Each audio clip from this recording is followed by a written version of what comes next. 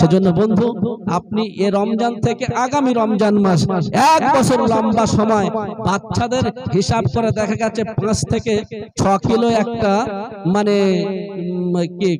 কাঁচা লঙ্কা বা গুঁড়ো লঙ্কা, এই গুঁড়ো লঙ্কার একটা হিসাব 5 কিলোর মতো দিলে হয়তো হাফ বছর কি ফুল বছর এইভাবে চলবে।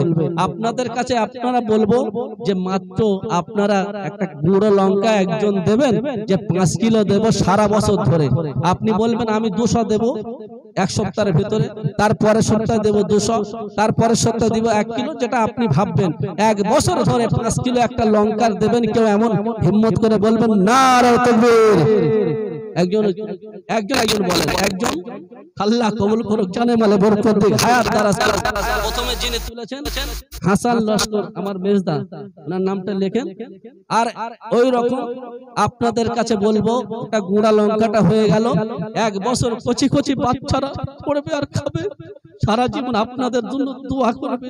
আপনারা ভাববেন না আপনার বাপ, আপনার মা, আপনার পরিবার পরিজন কোনদিন ফজরে উঠে সূরা ইয়াসিন পড়ে দোয়া করুক আর না করুক।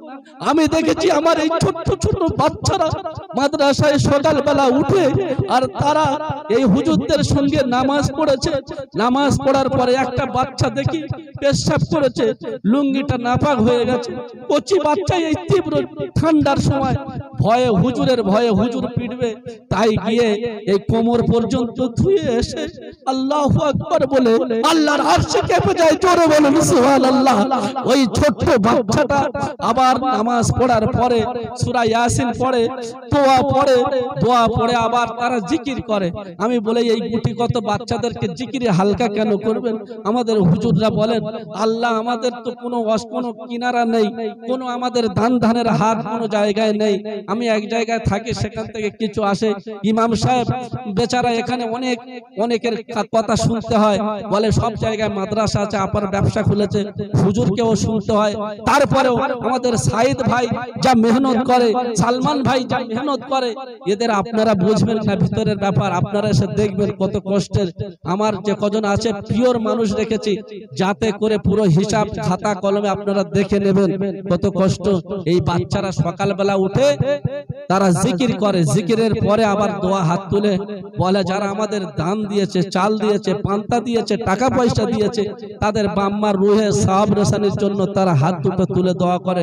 আপনার বাড়ির ছেলে, ইয়ং ছেলে, যুবক ছেলে নাপাক গায়ে শুয়ে আছে, আমার মাদ্রাসার ছোট বাচ্চা আপনার বাপের জন্য দোয়া করছে। আপনার ছেলেকে দেবেন না আমার মাদ্রাসার বাচ্চাকে দেবেন? একবার সমীক্ষা করে বুকে হাত দিয়ে দেখবেন।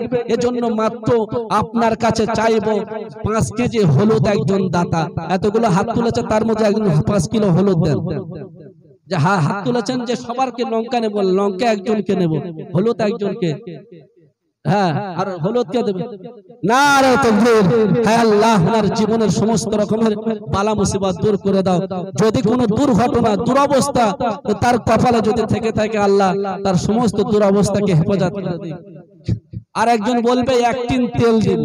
যদি মনে করেন 1 টিন তেলের দাম 2000 হোক আর 2500 হোক, আপনি বলবেন আমি 1 কিলো করে দেব মাসে মাসে। সেজন্য 1 টিন তেলের দাতা নারে তাকবীর। ভাই আমার সোনার ভাই, আমি দেখতে চাই একটু ওই 1 টিন তেল যখন তুমি পারবে 1 কিলো 1.5 কিলো 500 করে দিবেন না। বই তো পড়ে, তাই তো? বই তো পড়ায় লিখে না। আর একজন ভাই যে অনেক সময় দেখা যাবে 5 কিলো 10 বস্তা আলু লাগে, এজন্য আমরা 1 বস্তা করে আলু 5 জন দিব। কি আছে বলেন? 1 বস্তা করে আলু যে আমি 1 বছরের ভিতরে দেব। এই তো দুজনকে লিখে না। দুজন, তাই তো? উনি একজন, উনি একজন, তাহলে 2 বস্তা হলো। আর আরেকজন ওই পিছনে। আহারে, আল্লাহ সুবহানাহু ওয়া তাআলা কবুল করুক, আল্লাহ রহমতের ছায়া নামিয়ে দিয়েছে। ওই পিছনে একজন, এই একজন আমার মনিরুল ভাই, মনিরউদ্দিন ভাই। 4 জন। আর একজন বলো, ওই একজন ভাই বাবুল, বলো আমি 10 কেজি করে চাল দিব, এরকম 10 জন বেশি আপনাদের কাছে দাবি করে 1 বছরের ভিতরে 10 কেজি চাল। নারে তাকবীর। আহারে আহারে আমার সোনার ভাইজান এখানে বসে আছে, 10 কেজি চাল হুজুর পটাপট লেখেন। একদম বিরক্ত হয়ে যাচ্ছে, কষ্ট করছে এই ঠান্ডার সময়। হ্যাঁ, এরা বসে আছে, এটাই আমাদের কপাল। এই একজন 10 কেজি চাল, আর একজন 10 কেজি চাল, দেখি পটাপট লেখেন। বছরে একবার দেবেন, সারা বছর ধরে কোন দিনে দেবেন যেটা? এই 2 জন 3 জন 4 জন, আরো লেখেন। আর একজন, এই একজন, আর কি আছে তাড়াতাড়ি বলেন। সারা বছর ধরে আপনি দেবেন। যদি মনে করে আমার মনে হয়েছে আমি 2 কিলো চাল এনে দিব, বলবো হুজুর 2 কিলো দিয়েছি আর 8 কেজি বাকি আছে। আর সারা বছর ধরে আপনি 2 কেজি 2 কেজি 1 কেজি করে দেবেন, যেটা পারবেন। আপনাদের কোনো কষ্ট হবে না। জান্নাতে যাওয়ার জন্য গোল্ডেন চান্স, সুবর্ণ সুযোগ এসেছে। একবার হিম্মত করে, হিম্মতে মদদে খোদা কইরে খালিদ কইরে মোহর এসেছে নতুন বদল, কইরে খালিদ কইরে এসেছে নতুন বদল, কইরে দেখো ওই বিজয় নবীর মুজাহিদ। এখনো কি গাইতে হবে ঘুম ভাঙানো গীত, মসজিদেরই কোণে বসে তজবি নাই রে আজ, তোর হাতে মানাই শুধু ঝকমকে তলবার। বড় কানলিতে ওই জালেমের, বড় কানলিতে ওই জালেমের আয় রে মুজাহিদ। এখনো কি গাইতে হবে ঘুম ভাঙানো গীত, এখনো ভাইতে হবে ঘুমের গীত ভাঙিয়ে। বলো না করুণায় কি হলো বলো না, তার দিশাহারা হয়ে গেল, কোনো জবাব মেলে না। তুরস্কের জামানা, তুরস্কের দেশে একবার ভেসে দেখো ভেসে ভেবে দেখো কি হয়েছে। অসৎ তলে নামিয়ে দিয়েছে, ভূমিকম্প পিষে দিয়েছে। ফিলিস্তিনে দেখো বাচ্চাদের আর্তনাদ, তার চিৎকার। এখন পর্যন্ত ও বাংলার মুসলমান, ও কলকাতার মুসলমান, ও আমাদের ইন্ডিয়ার মুসলমান এখনো ঘুমিয়ে থাকবে। আল্লাহ বলছেন মান তাসাদদাকা বিসিদকি ফাহা। আমার নবী বলেছেন আমার আল্লাহ মানুষের গুনাহ করার কারণে আল্লাহ রাগান্বিত হয়ে যায়। তুমি দুনিয়ায় কারোর কাছে কিছু পাওয়ার জন্য গোপনে আর ওপেনে কিছু হাতে দিলে যেমন খুশি হয়, আল্লাহ বলছে বান্দা তুই আমাকে দিবি কিন্তু আমি নেব না। আর আমার ওই রকম গোপনে আর ওপেনে যদি কিছু দাও, আমার রাগ গুসা ঠান্ডা হয়ে যায়, আমি আবার শান্তির বার্তা পৌঁছে দিই। জোরে বলুন না সুবহানাল্লাহ। বলেন আর আর আর 10 কেজি করে চাল, আর 3 জন বলেন, আর 3 জন, ওই একজন লেখেন 40 কিলো। যাক আল্লাহ কবুল করুক, জানামালে বরকত দেখ, হায়াত দারাজ করুক, জীবনে সমস্ত রকমের ব্যথা বিপত্তি থেকে পেরেশানি থেকে রক্ষা করে নিন। আসেন রাজু মোল্লা 10 কিলো, সারা বছর 10 কিলো না 25 কিলো? 20 কিলো। যাক আল্লাহ কবুল করুক, যতটুকু দেবেন আলহামদুলিল্লাহ। আমার সোনার ভাই কি আছে? আসেন হিম্মত করে বলবেন। আমার গলার একদম পরিস্থিতি খারাপ, কয়েকদিন কন্টিনিউ জলসা করছি, বলার ইচ্ছা নেই। নিজের মাদ্রাসার কথা ভেবে আর হুজুরদের যে কুরবানি, আমি তো এখানে থাকিনি আর কি বলবো জানিনি, সেজন্য একটু ফিকির রেখে প্রত্যেকে দানের হাতটা বাড়িয়ে দিই। কিয়ামত পর্যন্ত মাদ্রাসা যেন জারি আর সারি থেকে যাক।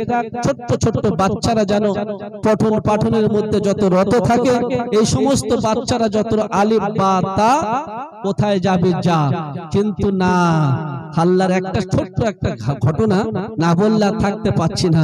বলছে তফসিরে কবির, মস্ত বড় একটা তফসিরে কবিরের মধ্যে ছোট্ট একটা ঘটনা লেখা আছে। ঘটনাটা বর্ণনা করছে ইমাম রাজি রহমাতুল্লাহ আলাইহি। এই ঘটনাটা বর্ণনা করছেন মুসা আলাইহিস সালাতু ওয়াস সালামের জীবদ্দশায় কি ঘটেছে। মুসা আলাইহিস সালাতু ওয়াস সালাম এক সময় একটা কবরের পাশ দিয়ে যাচ্ছিলেন, আর কবরের ভীষণ যন্ত্রণা, কবরের ভিতরে একজন বিরাট ভীষণ আযাব হচ্ছিল। তখন ইমাম হযরত মুসা আলাইহিস সালাতু ওয়াস সালাম চলে গেলেন। কিছুক্ষণ পর আবার যখন বেমুখ হয়ে বা প্রতিমধ্যে ওই পথ দিয়ে যাচ্ছিলেন, যাওয়ার পরে দেখলেন ওই কবরের আযাব একেবারে নিস্তব্ধ হয়ে গেল। তারপরে কি হলো? তারপরে মুসা আলাইহিস সালাতু ওয়াসসালাম ফেরেশতাকে বলে, ও ফেরেশতা, এ কি হলো? এক্ষুনি আযাব হচ্ছিল, আবার হঠাৎ করে নিস্তব্ধ হয়ে গেল। ফেরেশতা মণ্ডলী সেদিনে বলতে লাগলো, আমার আল্লাহ সুবহানাহু ওয়া তাআলা এসে বলছে, ও আমার ফেরেশতারা, আমি হুকুম করেছিলাম আযাব চালিয়ে যাও, কিন্তু এখন বন্ধ করে দাও। আমরা জিজ্ঞাসা করলাম, মালিক কেন বন্ধ করে দিব? কি আমল পেয়েছো? আমার আল্লাহ সেদিনে বলেছিল যে, ও আমার ফেরেশতারা, আমার বান্দার ভিতরে ওই আমলটা পাওয়া গেছে। কোন আমলটা? আমার বান্দা যখন দুনিয়া থেকে চলে এসেছে তখন ওনার বিবি প্রেগনেন্ট ছিল, ওনার বিবির পেটে বাচ্চা ছিল। ওই সেই অবস্থায় দুনিয়াতে চলে এলো, কবরবাসী হয়ে গেল। তারপরে ও কিছুদিন পরে ওর ওই ভালো আমল না থাকার কারণে ওনার ওই স্বামীর কবরে আযাব হচ্ছিল। তারপরে কি হলো? বলছে কিছুদিন পরে বাচ্চাটা ভূমিষ্ঠ হলো, তারপরে আস্তে আস্তে বড় হলো। যেদিনে বড় হয়েছে একটু আবল তাবল সুরে আলিফ বা তা যখন বলতে শিখেছে, তখন মা বলে, তুই যা। কোথায় কোথায়? মা বলে, তুই মক্তবে যা, হুজুরের কাছে গিয়ে বলে, তুমি আমার বাচ্চাকে কুরআন শরীফ শিক্ষা দাও। ওই বাচ্চাটা যেদিনে হুজুরের কাছে গিয়েছে আর হুজুর বলেছে, বলো বাবা বিসমিল্লাহির রহমানির রহিম, আজকে আমি কবরের আযাবকে এই জন্য বন্ধ করে দিলাম, আমার বান্দা চলে এসেছে কিন্তু তার বাচ্চা দুনিয়া থেকে মক্তবে গিয়ে বিসমিল্লাহির রহমানির রহিম, আমি রহমান আমি রহিম আমার নামে যখন জপমালা করেছে, আমি আল্লাহ ওর বাপের কবরকে আর আযাবটুকু নাজাতের জরিয়া বানিয়ে দিলাম। জোরে বলুন না সুবহানাল্লাহ, নারে তাকবীর। সোনার বন্ধু, ছোট্ট বাচ্চা যদি কবরে, তার বাপ চলে গেছে, যদি মক্তবে গিয়ে যদি আলিফ বা শিখতে থাকে, তার বাপের কবরে যদি আযাব মাফ হয়ে থাকে, আপনারা যদি মাদ্রাসায় বাচ্চাদের কিছু মুখে আহার তুলে দেন, মাদ্রাসায় পাকা লাগিয়ে দেন, মাদ্রাসায় খাওয়ার কিছু ইন্তজাম করে দেন, আপনারা কেন অভিভাবক হলো না? আপনারা হয়তো পিতা নয়, কিন্তু পিতার ভূমিকা তো পালন করলে অবশ্যই ইনশাআল্লাহ এই বাচ্চারা যদি দোয়া করে, খোদার কসম আল্লাহ সুবহানাহু ওয়া তাআলা, আমি দোয়া করব ইনশাআল্লাহ আপনাদের পিতামাতা যারা কবরে শুয়ে আছে, নেকি অবশ্যই পৌঁছে যাবে। আপনি বলবে কি করে যাবে? আমি হঠাৎ করে একজন বলল, হুজুর ফোন পে টাকা পাঠাও। আমি বললাম, কোথায় কি করে দেব? পাইপ নাই, লাইন নাই, কিচ্ছু নাই। বলছে দাও না, চলে যাবে। আমি তো ভেবে দেখলাম ফোনের কোনো ছিদ্র নাই, পয়সা ঢোকাবার লাইন নাই, তারপরেও যাবে। বলছে হ্যাঁ, তাহলে যদি এখান থেকে লন্ডন আমেরিকায় যদি ভোপাল টাকা যদি পাঠানো যায়, আর 3.5 ফুট নিচে তোমার বাপ শুয়ে আছে, মা শুয়ে আছে, তুমি যদি মাদ্রাসায় দিয়ে যাও, এই কবরে যাবে কি যাবে না? আপনারা বুদ্ধিজীবী জ্ঞানী মানুষ, আপনারা বলেন। তাহলে আল্লাহর নবী বলছেন, মওতের পরে ইদা মাতাল ইনসান ইনকাতা আমালুহু, সমস্ত আমল বন্ধ হয়ে যাবে। কবরে কিন্তু এই নেকি অটোমেটিক, যত মাদ্রাসায় একটা পাকা চলবে, তোমার বাপের কবরে জান্নাতের পাকা ফিট করে দেবেন। জোরে বলুন না সুবহানাল্লাহ, হিম্মত করে বলবেন। আর একজন হিম্মত করে বলবেন, এই বাচ্চাদের আর কি আছে? যে কিছু আরো কিছু খোরাক পথে কিছু কোন বিষয় বলুন? এই যে ধান চাষ হচ্ছে, এই ধান চাষ হচ্ছে, এই ধান চাষ আপনাদের যদি ভালো ব্যবসা, ভালো ধান হয়, আপনারা 1 বস্তা করে দেবেন। যদি খারাপ হয় দিতে হবেন না, লেখেন 1 বস্তা করে দেবেন। সেটা আপনারা বলবেন যে আমার ভালো হয়নি, দিতে পারেনি, আপনার প্রতি কোনো জবরদস্তি নাই। প্রত্যেকে চিন্তা করেন যে 1 বস্তা করে ধান আল্লাহর জন্য দিয়ে দেব। দিয়া ধান দেখি, দিয়া ধন দেখি মন, কেড়ে নিতে কতক্ষণ। লেখেন হুজুর। ঠিক আছে, আমরা প্রত্যেকে যে যেখানে আছি দূরে আদরে আমরা ছড়িয়ে সেটা প্রত্যেকে আমরা দোয়া ছোট্ট করে দোয়া নিয়ে যাই। আজকের দুনিয়ার পরিস্থিতি খুব খারাপ হওয়ার পরেও আমরা যে সত্যিকারের আল্লাহকে ভালোবাসি, নবীর প্রতি রাজি আছি, সেজন্য যতটুকু আমরা এসেছি এটাকে আল্লাহ সুবহানাহু ওয়া তাআলা কাল কিয়ামতের দিন আমি বলতে পারবো। এজন্য ফিকির রেখে আমরা প্রত্যেকে